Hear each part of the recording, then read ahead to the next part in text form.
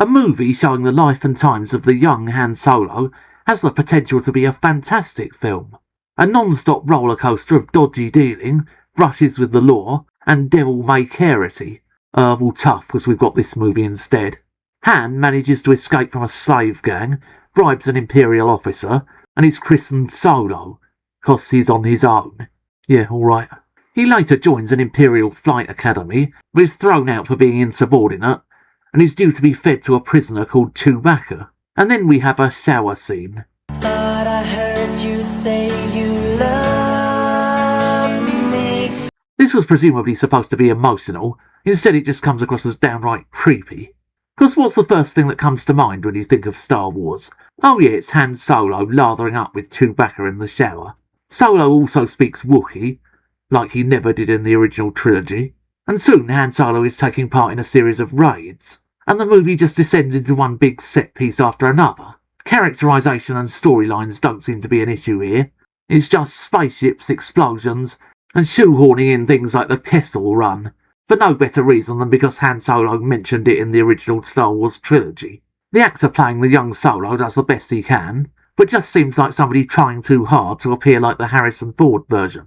It isn't long before we meet Lando Calrissian. In the original Star Wars trilogy, he was an astute businessman and capable general. Here he's a complete moron. Everyone's a Wally, a Charlie or a bugler or a bug. It's alright though, because everybody else in this film is completely stupid.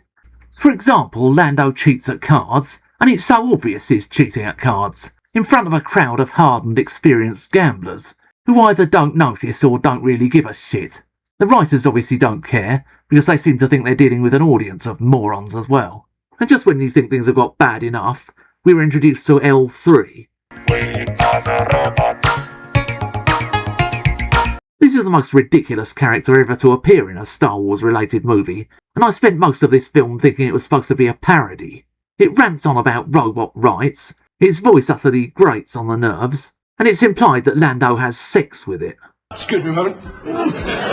Oh, and apparently when a droid's restraining bolt is removed, it turns into a total psychopath. I'm amazed nobody ever noticed this before. Didn't anyone think about a spot of reprogramming? L3 is destroyed, but before we can even celebrate, her memory is loaded into the Millennium Falcon. So Han Solo can't take any credit for anything that happened in the original Star Wars trilogy. It was all the wonderful L3. This is just typical of the modern Star Wars movies. They don't really have any care or investment in the original trilogy or the characters. All they want to do is show how much better their own characters are. They also bring Darth Maul back, apparently for no other reason than because they can. He doesn't really do anything anyway. This movie is all just spectacle and no substance, with characters who range from the uninteresting to the downright unlikable. This is not the life and times of one of science fiction's great heroes. It comes across more as a sleazy fan-made project, with absolutely no respect for the source material. It's a cynical cash-in, whose ambition doesn't extend beyond let's make as much money as we can from the Star Wars franchise. It's that lovely little feeling.